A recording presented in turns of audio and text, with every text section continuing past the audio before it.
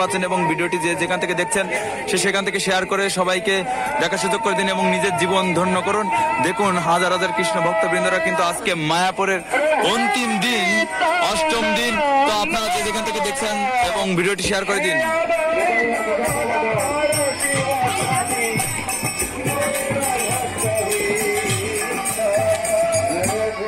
দেখুন অজস্র কৃষ্ণ ভক্তবৃন্দ সবার কিন্তু আজকে হৃদয় বিদারক দিন, যে এমন একটি দিন আর কবে আসবে, 1 বছরের অপেক্ষা।